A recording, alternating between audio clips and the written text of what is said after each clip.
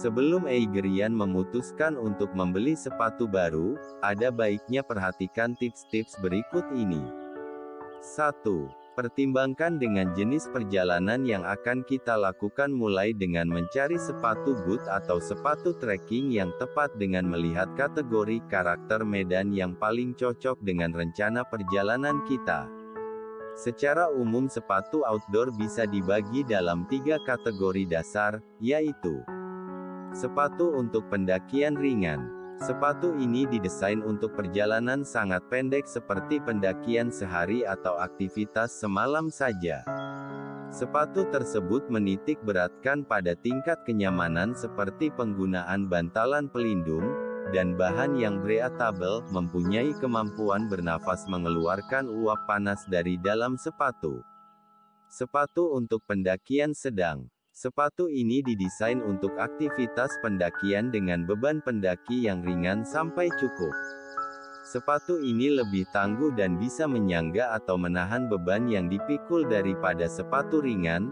Sepatu ini cocok untuk perjalanan yang pendek sampai sedang pada medan yang mudah sampai cukup berat. Sepatu untuk pendakian berat, sepatu khusus mountaineering. Sepatu boot ini didesain untuk di medan berat dan dengan beban pendaki yang sedang sampai berat. Bentuknya tinggi, bisa menyangga kaki, dan bisa melindungi kaki dan pergelangan kaki.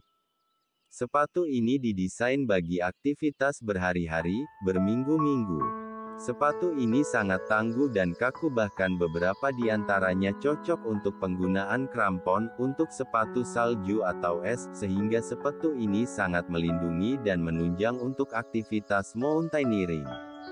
2. Pertimbangkan masalah bahan.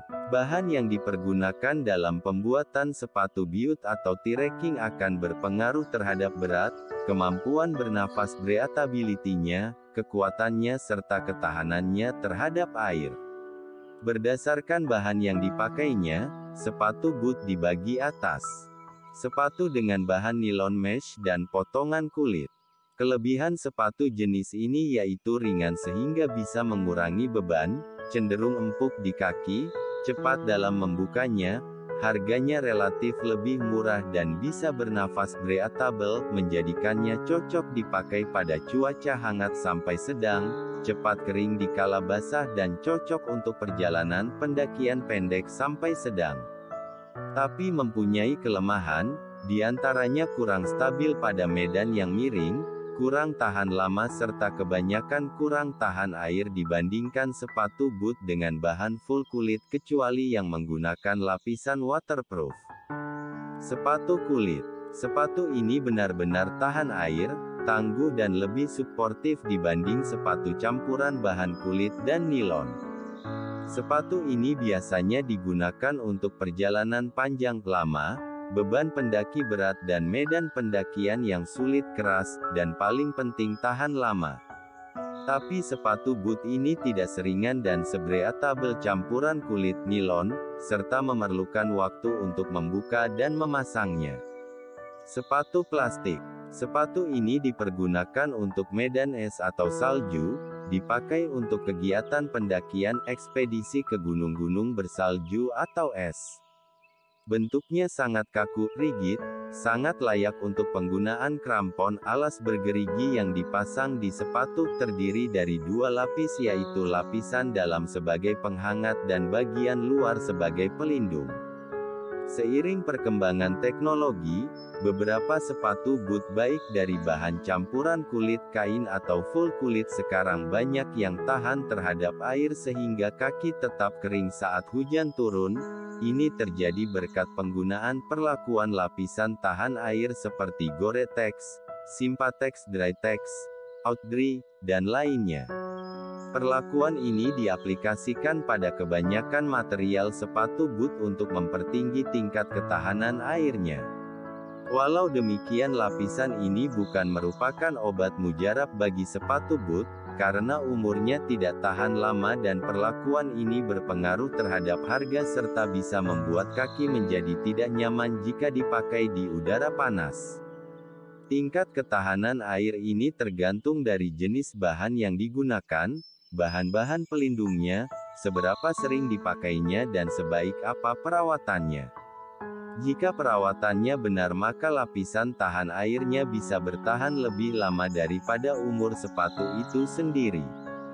Oleh sebab itu pastikan selalu mengikuti aturan perawatan yang biasanya terdapat pada setiap kemasan sepatu, sehingga sepatu kita bisa tahan lama dan berfungsi dengan baik. 3. Pertimbangkan cara pembuatannya. Secara umum sepatu boot dibuat dengan cara mekanisasi, fabrikasi dan manual, handmade.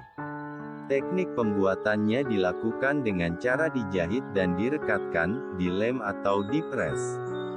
Sepatu yang dibuat dengan teknik penjahitan performanya tangguh dan bisa diandalkan, jika telah usang, rusak solnya bisa diganti. Dengan teknik ini sepatu yang dihasilkan akan berbeda dalam hal kekuatan dan kekakuan masing-masing produsen mempunyai kiat-kiat khusus, seperti gaya Norwegia, gaya Itali, dan sebagainya. Sedangkan sepatu yang dibuat dengan proses perekatan atau pengeleman, biasanya pembuatannya lebih cepat, hasilnya lebih tangguh, umumnya lebih murah.